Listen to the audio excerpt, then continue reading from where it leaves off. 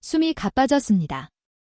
이불 위 낯선 손이 내 허리를 감싸고 있었고 나는 아무 말도 하지 않은 채 그의 숨소리만 듣고 있었습니다. 이 사람, 이 남자 내 남편 아니에요. 그런데 나는 왜 이 새벽에 이 남자와 이런 짓을 하고 있는 걸까요? 왜? 나는 이 손길을 거부하지 못한 걸까요? 그 시작은 딱 며칠 전 새벽 3시 반이었습니다. 가슴을 꾹 누르듯 요란한 소리에 잠이 깼습니다. 한겨울 복도식 아파트는 벽을 타고 바람 소리마저 기어 들어오는데 그 소리는 바람이 아니라 무언가를 질질 끄는 듯한 금속이 바닥을 긁는 소리였죠. 불도 켜지 않은 채 거실 창문을 열어봤지만 바깥은 고요했습니다.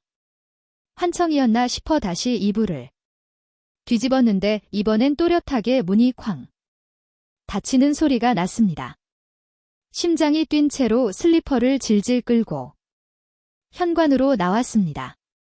거실은 켜지 않았어요. 손끝으로 도어락 스위치만 눌러 살머니 문을 열었습니다. 몸을 반쯤만 내밀었는데 찬 기운이 허리까지 훅 파고 들었습니다.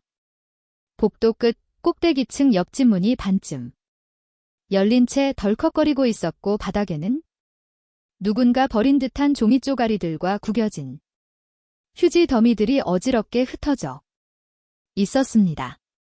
이상했어요. 그 집은 항상 문이 꽉 잠겨 있었고 사람이 드나드는 걸 거의 본 적도 없었거든요. 이 시간에 저 문이 왜 저렇게 열려 있지? 어쩌다 보니 발이 천천히 그쪽으로 향하고 있었습니다. 종이 쪼가리 중 하나가 발등에 스쳤고 그 안에 흐릿하게 그려진 사람 얼굴 하나가 눈에 들어왔습니다. 신문에서 오려낸 듯한 작은 광고, 여성의 얼굴, 그리고 굵은 숫자로 적힌 전화번호 그때였습니다. 그 열린 문 안쪽에서 아주 느리게 무언가 움직이는 기척이 느껴졌습니다. 숨을 멈춘 채 문틈 너머를 들여다봤을 때 거실 중앙 식탁에 앉은 누군가의 눈이 제 눈과 정확히 마주쳤습니다. 머리가 얼어붙는 느낌이었어요. 그 사람 낮은 조명 아래 담배를 피우고 있었고 허공을 응시하듯한 그 눈빛이 마치 나를 뚫어지게 보는 것도 전혀 아닌 것도 같았습니다. 눈을 떼려 해도 떼어지지 않았습니다. 거실이라는 엉망이었고 텅 빈 벽엔 커튼도 없었습니다. 그 속에서 식탁에 앉은 남자 하나, 그의 어깨 위로 아주 길고 외로운 그림자가 드리워져 있었습니다. 그 남자의 이름을 그땐 몰랐습니다. 하지만 이상하게도 나는 문을 닫지 못한 채 그 자리에 그대로 서 있었습니다. 차가운 복도 바닥보다 그 남자의 눈빛이 더 차가웠기 때문이었는지도 모르겠습니다. 아니요. 그보다 내 안에서 뭔가 어긋나기 시작한 순간이 바로 그때였는지도 모릅니다. 그렇게 새벽 4시 이상한 소리보다 더 이상한 인연이 시작되고 있었습니다. 숨을 들이켰다가 천천히 내쉬었습니다. 방금 전까지는 돌아설 수 있을 것 같았는데 눈이 마주친 순간부터 내 발은 멈춰버렸습니다. 조심스레 한 발 그리고 또 한 발. 마치 누군가 허락이라도 한 것처럼 나는 그 열린 문 안으로 발끝을 밀어 넣고 있었습니다. 말도 없이 소리도 없이 문은 천천히 내 뒤에서 닫혔습니다. 거실은 담배 냄새와 싸늘한 공기로 가득했습니다. 가구라고는 식탁 하나와 의자 2개. 벽은 텅 비어 있었고 커튼도 없이 베란다 창문만 시퍼렇게 열려 있었습니다. 그 남자는 여전히 식탁에 앉아 있었습니다. 저를 향해 시선을 고정한 채 두 손으로 커피잔을 감싸준 모습이 낯설면서도 이상하게 익숙했어요. 좋으시오. 입술이 움직였지만 목소리는 바람처럼 가벼웠습니다. 그 말에 고개만 살짝 끄덕였을 뿐인데 남자는 무릎 옆에 놓인 보온병을 들고 조용히 머그잔을 하나 꺼내더니 스틱 커피를 타기 시작했습니다. 부드럽게 퍼지는 커피 향 속에서 나는 그제야 숨을 쉬기 시작했습니다.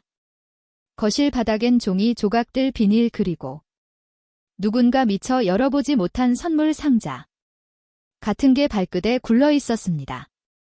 남자의 커피잔이 먼저 제 앞에 놓였습니다. 안내는 본가에 있어요.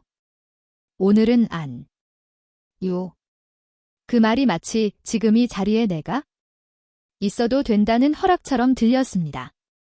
무릎에 두 손을 포개고 앉은 채 나는 커피를 들었습니다. 그가 먼저 말을 이었습니다. 애가 생겼는데 어머니가 실망했어요. 딸이래서요.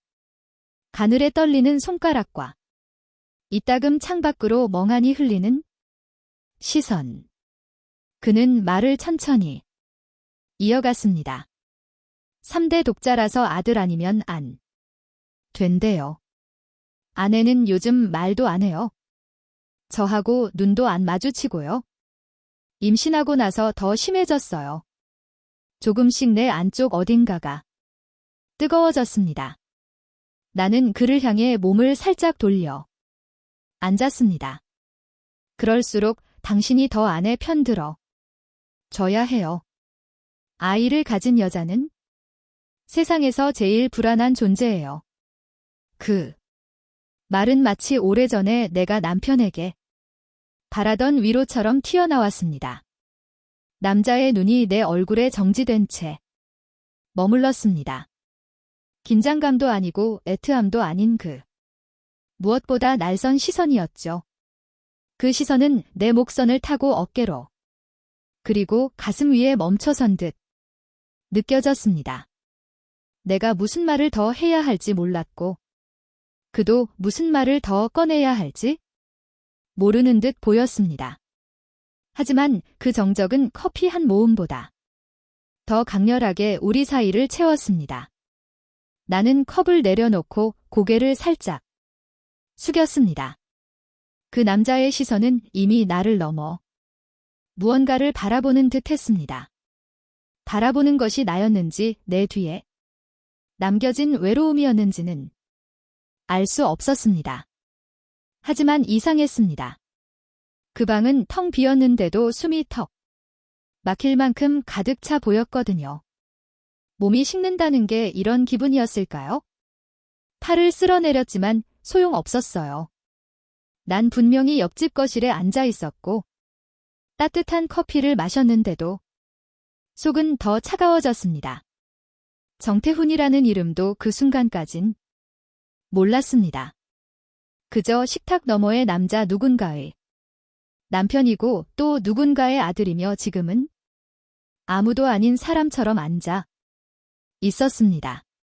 아까 새벽에도 어머니가 그랬어요. 딸이면 대 끊긴다고. 그가 조용히 웃으며 말했을 땐 그 말 속에 얼마나 많은 눈물이 숨어 있었는지 왜 그런 건지 모르겠는데 내 입술이 먼저 떨렸습니다. 그건 아이 잘못도 당신 잘못도 아니에요. 이런 말을 하면 안 될지 모르겠지만 아들 하나 낳고도 평생 눈치밥만 먹고 사는 여자들도 많아요.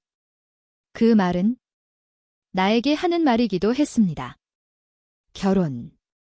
초엔 시댁 식구들이 내게 기대가 컸었죠. 조금만 피곤해 보여도 혹시 하고 묻던 눈빛. 그러다 결국 아이 없이 몇 해가 흐르고 아무도 묻지 않게 되었을 때 나는 그 침묵이 더 무서웠습니다. 부부 사이의 관계가 끊기는 건 정말 안 좋아요. 내 말에 그가 고개를 천천히 들었습니다. 며칠 전엔 아내가 제 손을 치더라고요. 가까이 오지 말라고. 그 말에 대꾸하지 못한 채 나는 무릎 위에 올려놓은 손을 꼭 쥐었습니다. 사람이 외로워지면 누군가에게는 피하고 싶은 그림자가 되고 또 누군가에게는 빠져들고 싶은 늪이 되기도 하죠. 나는 그냥 누가 나 좀 빠졌으면 좋겠다는 생각만 했어요. 그가 그렇게 말했을 때 문득 내 안에 공허함도 소리내며 흔들리기 시작했습니다. 사람이 사람을 위로한다는 건 어쩌면 손을 잡아주는 게 아니라 내가 얼마나 외로웠는지를 먼저 꺼내 보여주는 일일지도 모릅니다. 결혼하고 나서도 이렇게 누군가랑 눈 마주한 적 거의 없어요. 그는 나를 보며 말했고 나는 시선을 피하지 않았습니다. 정말 이상했어요. 따뜻한 말을 주고받는 것도 아닌데 방 안은 점점 후끈해지고 있었습니다. 그의 눈이 내 얼굴보다 조금 아래를 오래 바라보고 있었고 그 시선을 인지한 순간 내 손이 무의식적으로 치마 끝을 끌어올려 무릎을 덮었습니다. 순간이었지만 느껴졌습니다. 그가 내 움직임을 따라가고 있다는 걸, 그의 숨소리가 미세하게 달라졌다는 걸 바로 그때였어요. 정적을 깨듯 식탁 밑으로 흘러내린 내 커피 스푼이 바닥에 떨어졌습니다. 땀이 맺힌 손끝으로 조심히 주우려던 순간 그의 손이 먼저 내 스푼에 닿았습니다. 손등이 스쳤고 나는 숨을 참았고 그는 말이 없었습니다. 하지만 그 고요 속에서 우리 둘 다 무언가를 알아버렸다는 확신만이 뜨겁게 퍼져 있었습니다. 손끝이 닿았던 자리를 슬며이 쓰다듬었습니다. 방금 전 스푼을 주운 것뿐인데 내 심장은 이상할 만큼 빠르게 뛰고 있었습니다. 그가 먼저 시선을 거두었지만 그 짧은 접촉은 이미 돌이킬 수 없는 온도를 남기고 말았죠. 나는 그저 누군가의 아내로 또 누군가의 며느리로 살아왔습니다. 정확히 말하면 나라는 사람 없이 누구의 무엇으로만 존재했던 시간들이었죠. 그런 내게 지금이 고유한 순간이 참을 수없이 낯설고 동시에 이상하게 익숙하게 느껴졌습니다. 그땐 그랬어요. 나는 스스로에게 말하듯 중얼였습니다. 시어머니한테 미움받고 있을 때마다 남편은 꼭 자는 척을 했어요. 차라리 무심했으면 덜 서운했을 텐데 알면서도 침대 머리맡으로 돌아눕는 뒷모습이 더 상처였죠? 그는 가만히 듣고 있었습니다.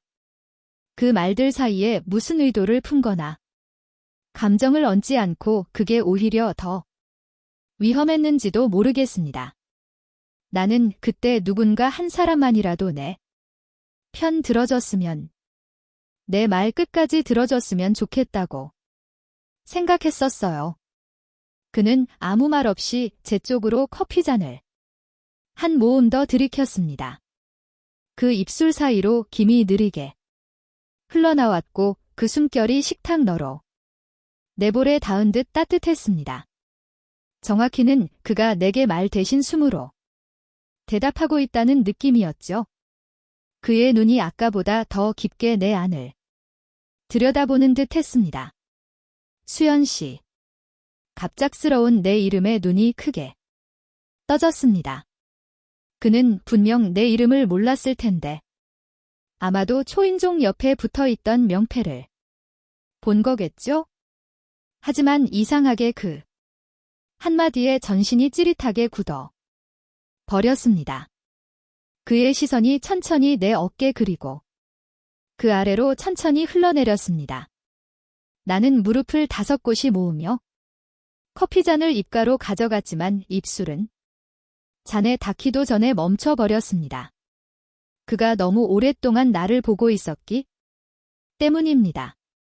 무례하다는 생각보다 그 시선을 피하고 쉽지 않다는 감정이 먼저 올라왔습니다. 내가 지금 이 자리에 있는 이유는 호기심이 아니라 어쩌면 나조차 외로움에 목이 말라서였을지도 모르겠습니다. 그의 눈빛은 더 이상 조용하지 않았습니다. 내 안쪽 어딘가를 향해 곧장 파고 들어오는 시선 그는 분명 아무 짓도 하지 않았습니다. 하지만 나는 이미 내 다리 사이로 식은 긴장을 느끼고 있었습니다. 피부 위에 닿지 않은 채로 숨결과 시선만으로 이토록 깊이 스며든 남자는 처음이었습니다. 나는 자리를 고쳐 앉았습니다. 식탁 의자가 삐걱거리며 작은 소리를 냈고 그 소리 위로 묘하게 깊어진 공기가 흘렀습니다. 그의 시선은 그 작은 소리와 함께 따라 움직였습니다. 무릎 위로 떨어졌던 치마 자락이 살짝 들려 올라간 것도 내 손끝이 다급하게 그것을 덮은 것도 그는 놓치지 않았습니다. 나는 일부러 시선을 창 밖으로 돌렸습니다. 바깥엔 아직 새벽이었습니다. 깊고 고요하고 그래서 더 위험한 시간. 아까 소리 들으셨죠? 그가 입을 열었습니다. 나는 조용히 고개만 끄덕였습니다. 어머니가 또 찾아왔어요. 딸이래요. 그 말을 듣자마자 소리를 지르시더니 아내를 붙잡고 어떻게든 낙태하라고. 그는 그 말을 끝까지 이어가지 못했습니다. 눈을 감았고 잔을 들었지만 마시지 못했습니다. 입술만 조금 젖었습니다. 아내는 말도 없이 옷 입고 나갔어요. 그제야 이해됐습니다. 그 새벽의 요란한 소리들, 문쾅 닫히는 소리, 엘리베이터 열리는 소리, 복도에 흩어진 휴지와 종이 쪼가리들. 그건 다 이 집에서 터져버린 감정이 파편들이었어요. 나는 천천히 그의 앞에 놓인 컵을 바라봤습니다. 너무 오래 참았어요. 그가 내 쪽으로 몸을 살짝 기울였습니다. 결혼하고 나서 처음엔 그래도 좋았어요.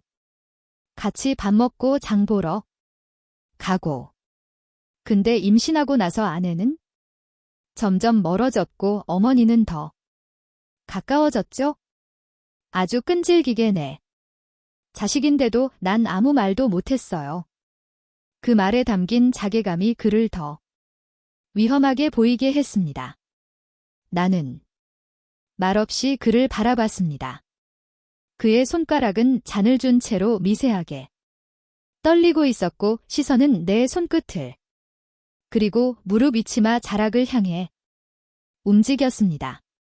며칠 전 수연 씨 봤어요. 복도에서요. 햇살 받는 얼굴 고무장갑 끼고 웃고 있는데 그 순간 참을 수가 없더라고요. 그는 고백했습니다. 그날 밤 혼자 몇 번이나 그 장면을 떠올렸는지 몰라요. 숨소리가 달라졌습니다. 천천히 조여오듯 방 안의 공기가 무거워졌습니다. 나는 무릎 위로 손을 모았고 그는 그 손끝을 조용히 바라봤습니다. 수연 씨는 그날 이후로 자꾸만 생각나요. 그 웃음이 그의 빛이 지금 내 삶 어디에도 없다는 걸 그때 처음 실감했거든요. 그는 말없이 한숨을 내쉬었고 그 한 숨은 내 쇄골까지 닿을 듯 낮고 길었습니다. 나는 입술을 조금 열었다가 닫았습니다.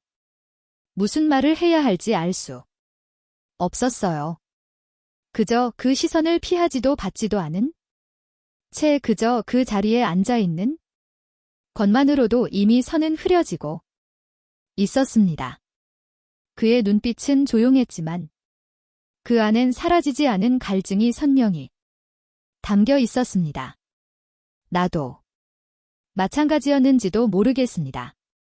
바람 한 점 없는 그 거실 안에서 내 심장만이 들끓고 있었으니까요. 이대로 무너지면 안 된다는 마음과 누군가 내 이름을 불러주기를 바라는 허망한 욕망이 가느다란 선 위에서 아슬아슬하게 흔들리고 있었습니다. 그리고 그의 입술이 다시 열렸습니다. 지금 많이 위험해요.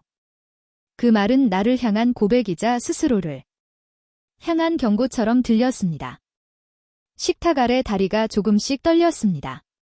나는 그걸 감추기 위해 자세를 고쳐 앉았습니다.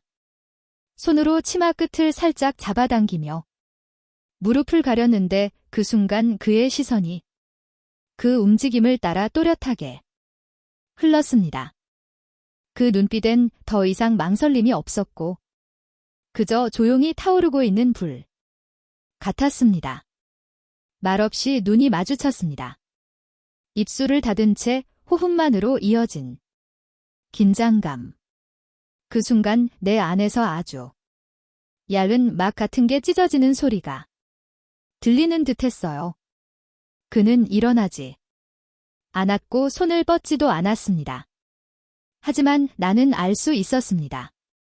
그의 온몸이 지금 이 순간을 견디고 있다는 걸, 그리고 나 역시 그 기다림의 일부가 되어버렸다는 것을. 나는 컵을 들었습니다. 그 작은 행동조차 너무나 섹슈얼하게 느껴졌습니다. 입술에 닿은 유리컵 너머로 그가 나를 보는 눈빛이 식지 않고 이어졌기 때문입니다. 숨을 내쉴 때마다 그의 시선이 내 목선을 따라 내려왔습니다. 식탁 위로 들이운 내 그림자가 조금씩 그의 손 가까이 다가가고 있었고 그는 그 그림자조차도 놓치지 않았습니다.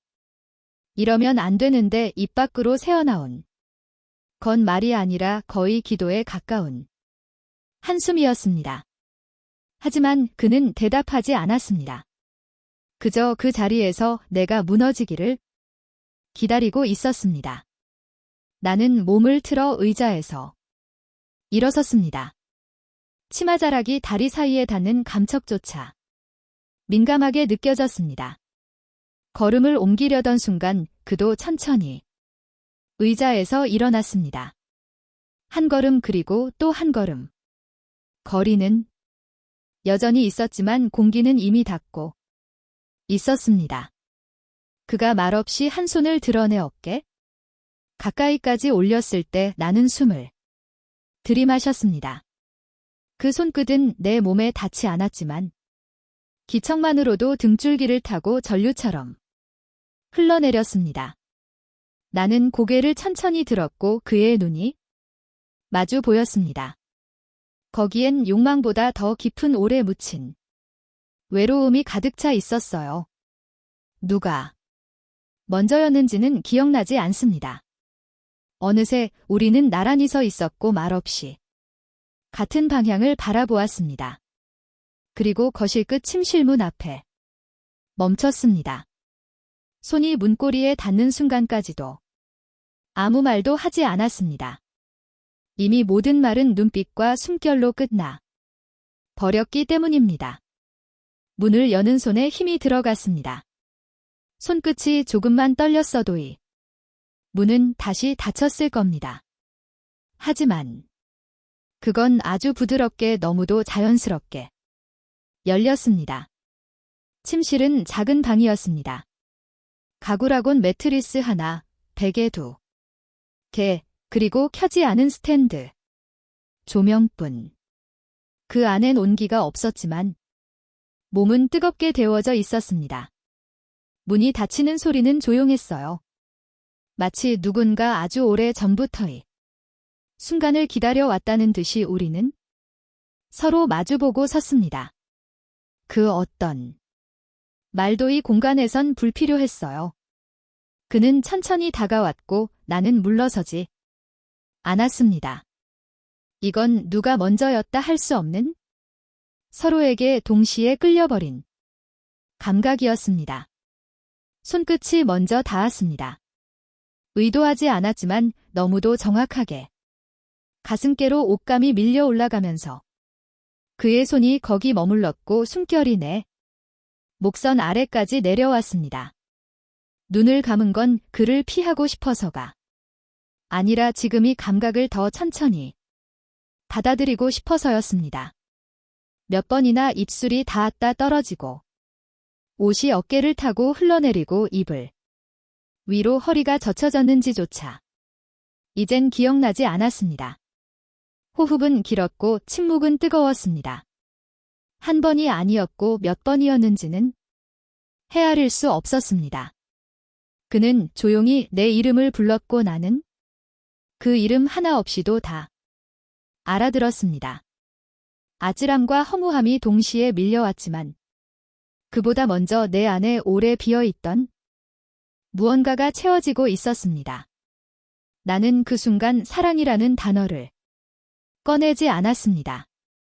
우리가 나는 것은 사랑보다 더 본능적이고 욕망보다 더 외로운 교감이었으니까요. 그리고 그것이 얼마나 위험한지 몸이 먼저 알고 있었어요. 창박하게 밝아오고 있었습니다. 얇은 커튼조차 없는 침실 가느다란 빗줄기가 베개 끝을 물들릴 때까지 우리는 말이 없었습니다.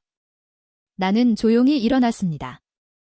젖은 속옷을 주워들며 그가 등을 돌린 채 숨 고르고 있는 모습이 눈에 들어왔습니다. 아무 말도 하지 않았고 해야 할 말도 없었습니다. 그저 입술을 한 번 꾹 다물고 구겨진 셔츠 자락을 털어 입은 채 거실로 나왔습니다. 식탁엔 식지 않은 커피잔, 흘러내린 스푼 하나, 그리고 우리가 서로 눈 마주쳤던 자리 그대로의 의자. 모든 것이 그대로였지만 모든 것이 달라져 있었습니다. 조용히 현관문을 열었고 그제야 내 몸에 한기가 밀려들었습니다. 문을 닫기 전 그가 뒤에서 낮은 목소리로 말했습니다. 괜찮아요. 짧은 그 말은 위로도 용서도 아닌 그저 나와 같은 죄를 나눴다는 확인 같았습니다. 나는 대답하지 않았습니다. 현관을 나으며 창백하게 떠오른 내 손등을 바라봤습니다. 지난 몇 시간 그 손이 무엇을 만졌고 어디를 지나왔는지 너무 선명하게 기억났기 때문입니다. 거울 없는 복도 비치는 내 얼굴 대신 가슴 안쪽에서 쿡쿡 찌르는 무게감이 더 뚜렷했습니다. 남편의 얼굴이 떠올랐습니다. 지금쯤 깼을까? 나 없는 자리에 아무 의심 없이 물을 마셨을까? 이불을 걷고 평소처럼 뉴스 틀어놨을까?